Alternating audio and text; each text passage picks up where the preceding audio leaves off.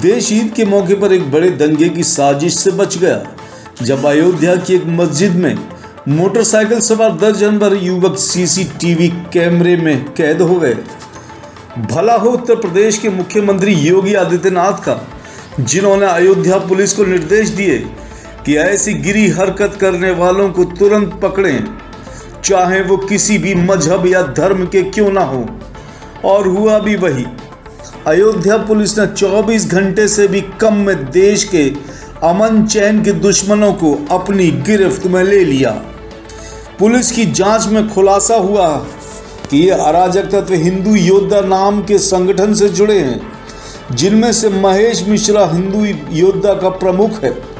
इनका मकसद था कि ईद के त्योहार पर देश में दंगे करने का, लेकिन योगी आदित्यनाथ की सरकार और पुलिस से भला कैसे बच सकते थे। गया है, जिनके नाम है महेश मिश्रा, प्रत्यूष, नितिन, दीपक गौड़ उर्फ गुंजन, ब्रजेश पांडे, शत्रुघ्न प्रजापति और विमल पांडे। घटना को अंजाम देने के लिए, पूरी प्लानिंग के बाद जो घटना को अंजाम देने के लिए जो लोग गए थे वो 8 लोग गए थे और 4 मोटरसाइकिल पे, जिनको लीड महेश मिश्रा कर रहा था। और जैसा कि सर ने बताया, आपत्तिजनक पोस्टर और आपत्तिजनक वस्तु वहां फेंकी गई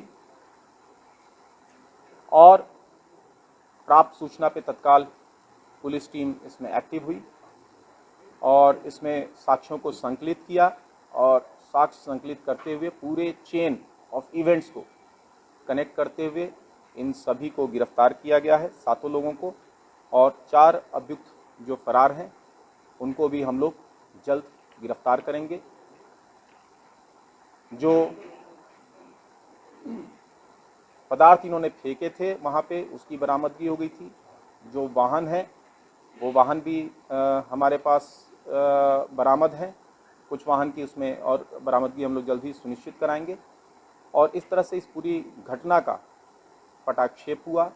जब इसके उद्देश्य के बारे में इनसे बात की गई, मुख्य अभियुक्त अन्य अभियुक्तों से, तो जो बात छन के आई, इनका पूरा उद्देश्य माहौल को बिगाड़ने का था और जिससे कि यहाँ की अमन चैन की जो संस्कृति है इस जगह की, उसको प्रभावित किया जाए। और परंतु यहाँ के सभी लोगों का, पूरी अयोध्या के सभी धर्म, सभी संप्रदाय के जो हमारे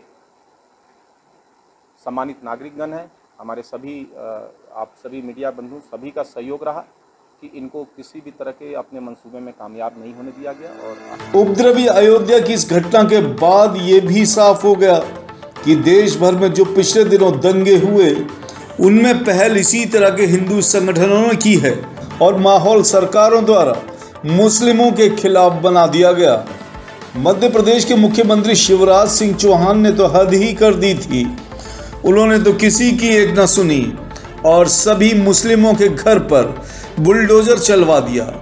जो दंगे में शामिल था या नहीं था, बस शर्त एक थी कि सामने वाला व्यक्ति मुसलमान होना चाहिए।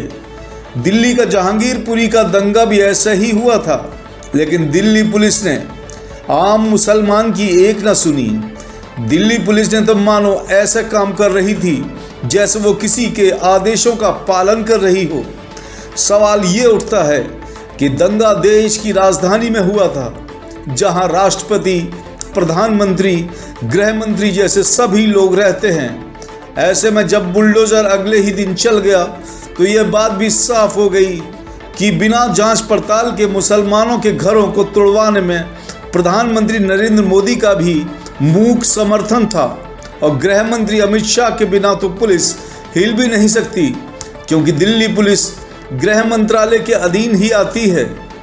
ये सवाल तो बहुत गंभीर है, लेकिन सत्ता में बैठे लोगों को हिंदू संगठनों के वो युवक नहीं दिखाई दे रहे जो हाथों में खुली तलवारें और कट्टे तमंचे लहराते हुए जबरन मस्जिद के सामने मुसलमानों को भद्दी भद्दी गालियां दे रहे थे। अब सवाल ये उठता है कि देश के प्रधानमंत्री के लिए तो देशवासी चाहे वो किसी भी मजहब के हों उसकी प्रजा कहलाता है, तो क्या 2024 चुनावों के चलते ये ध्रुवीकरण किया जा रहा है ताकि देश के हिंदू मुसलमान में नफरत की दीवार खड़ी हो जाए और देशवासी मोदी जी से ना महंगाई और ना कोरोना पर ही कुछ बोल पाएं। अब जांच का विषय यह है कि हिंदू योद्धा नाम के संगठन को किसका समर्थन है, क्योंकि युवाओं को अगर धर्म का जहर दिया जा रहा है तो इसके पीछे कोई ना कोई बड़ी ताकत तो है जो युवाओं को इस तरह मजहबी कट्टरवाद के जाल में फंसा रही है।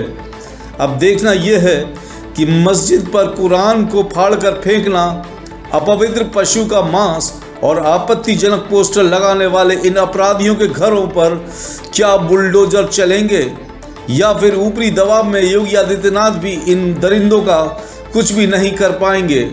फिलहाल एक बार फिर योगी की पुलिस और खुद योगी सरकार बधाई की पात्र है जिसने देश को एक बड़े दंगे की साजिश से बचा लिया। Bureau report, M news.